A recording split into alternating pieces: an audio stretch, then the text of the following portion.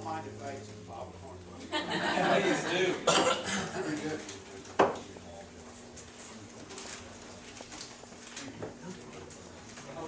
Did you notice how Johnny just moved right into the Tennessee? Y'all mind if I eat some popcorn? It's only fitting to have popcorn in the theater. It'll give me $20 if my sign is back. How's everybody doing tonight? Hey. Everybody having a good time so far? Good. Good. Well, I know that you've all had a chance to meet the cast, but we're just going to do a little informal in case there's any more questions out there and just kind of go over a few things that you already know. And one thing, of course, is George Romero in 1968 did the quintessential zombie film of all times, the classic Night of the Living Dead.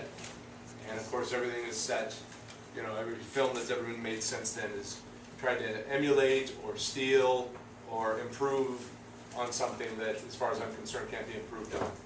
Romero did it the best way, did it the right way, written with a wonderful screenplay by John Russo. And a classic was born. So, and of course everybody's seen this. You're going to see it again in a wonderful setting here. I'm from St. Louis, so this is my second time in this building. So we don't have anything like this. Maybe someday we will. This is a fantastic place. It is. It is. Isn't it great? It is. Tell me we enjoy being here. Yeah. So anybody have any questions for the cast that you haven't asked yet, or you know something you might want to know that's in depth about it? Oh, go ahead. I'm sorry. How did the director approach you guys with the concept of this movie? That's my exact same question.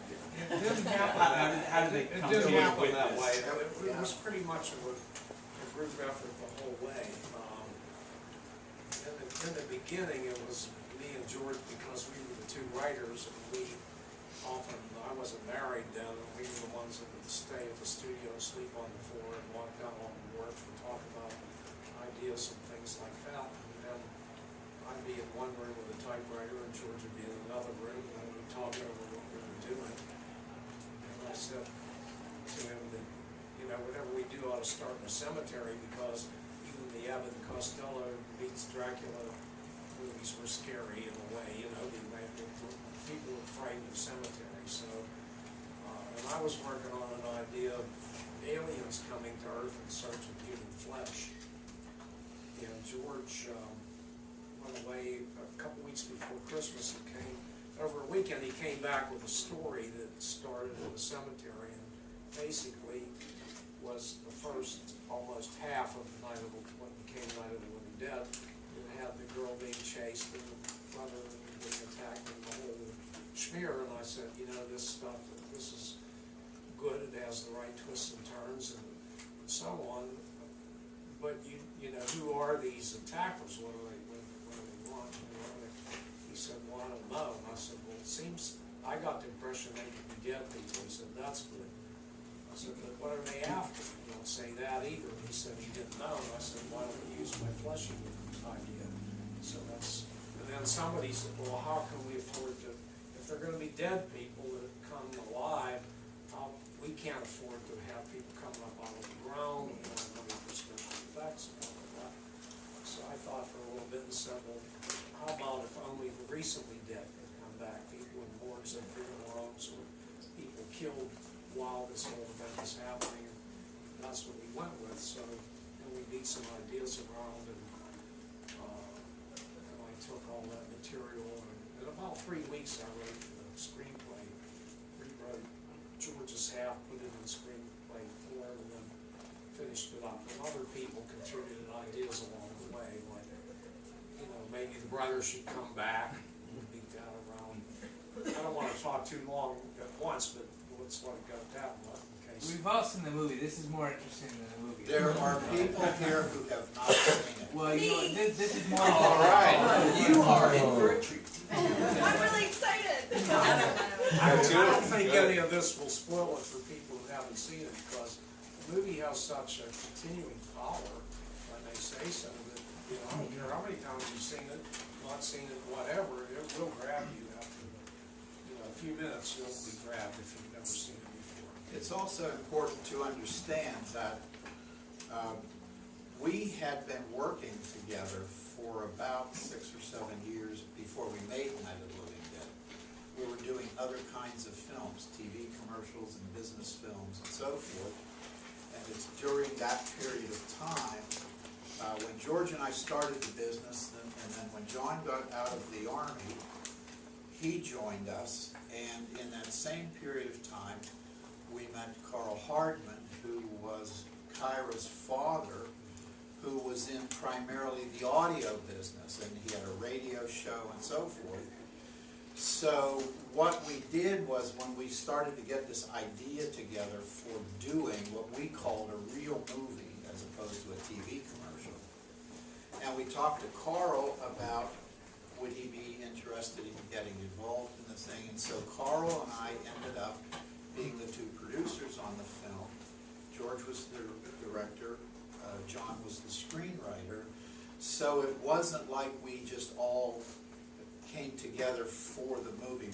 We had a background with one another before the movie ever happened. And we were all either educated, had for the most part, degrees from someplace or another. Russ was acting a stage actor at the Pittsburgh Playhouse, which was a very well-known, well-established theater.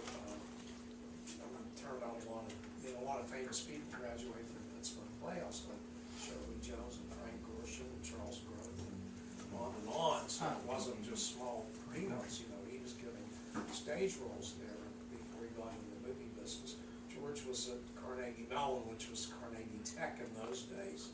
I was a WVU, an English major. You know, so, and then we had become a very tight-knit production company through work on hundreds of commercials and winning awards and everything else. So it didn't come out of nowhere. What was the original working title for the film? We just called it Vince or Vinsky. We said, well, we're going to make a monster flick, Vince. And Vince right away would Open a a job jacket. envelope, a job number and a job envelope. So it had a number, which I don't remember, and it said, I have those envelopes still, because I have all the files from those days. And it would have a job number and a monster flick. It's called a monster flick. Alright, the monster flick. Wasn't it also at one point called The Night of Anubis? It was a second type. Right. It was originally called Flesh Eater. Flesh Eater. And as publicity started to come out about Flesh Eater, we were contacted by an entertainment attorney from a distribution company who had a movie called Flesh Eater and said, don't use that. So it was George's idea, let's call it something really esoteric that nobody will have. And the Anubis, one of the Egyptian gods of the dead, he said, how about if we just call it the Anubis? Which John Russo, I don't know if you, when you checked out his material, he's got copies signed by George and John of the original shooting script, which is called the Anubis. The distributors, of course, they looked at it and scratched their heads and said, not possible. It's a So great it was title, then but- in that transition Yeah. is when it became Night of the Living Dead. How much improv, like, for the army of zombies and everything, like, was it just like, okay, everybody act dead and walk slow, or like, I mean, how did you, like, were there a lot of takes, or obviously budget was slow? There weren't a lot of takes for the simple reason we couldn't afford a lot of Exactly, right. The But shooting ratio was rather small. we kind of pioneered what these flesh-eating zombies would be. And Bill Heinzman ended up playing the first one. I got into the makeup because I was going to do it. And then Bill showed up, and then he's, oh good, Bill's here, he can play the zombie, and you know, we didn't call them zombies anymore, ghouls. He can do that, and I'll keep loading film, this kind of thing. So then later I did the one with that sneaks into the house, and I'm going to get the girl, and I fight with Ben, and he puts a tire on through my head. But the point was that Bill used to actually demonstrate his walk. He passed away in February, but Bill modeled his zombie walk after an impression of Boris Karloff. And, you know, so we were, and I thought, well, they're gonna have some degree of rigor mortis, even though they're moving. They're reanimated, but they're not totally alive, and so they would move stiffly, and I would used to twist my face out of shape till it hurt. You know, just thinking and the teeth weren't even my teeth. I got a pair of vampire fangs and cut the fangs off. I thought maybe this would just do something subtle about my look as a zombie. Yeah. So what I'm saying is that members in our own group kind of pioneered what they would be and how they would move before we ever needed extras.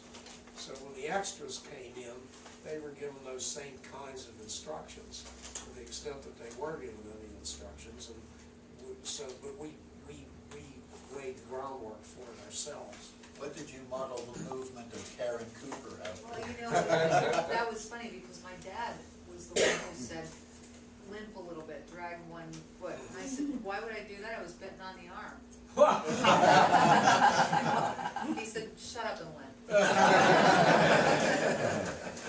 Is that really He what really he said? did. No, but he did tell me he told me to limp a little bit, you know, and I'm like, whatever, that doesn't really make sense, but okay, fine. Well, you're not. I mean, Things like the driving gloves, for instance. The reason that I, as Johnny, made such a big deal out of the black driving gloves at the beginning of the film is, I can't say it because there are some people here. Well, Sorry, just one person. Two people, yeah. I'm okay, two people.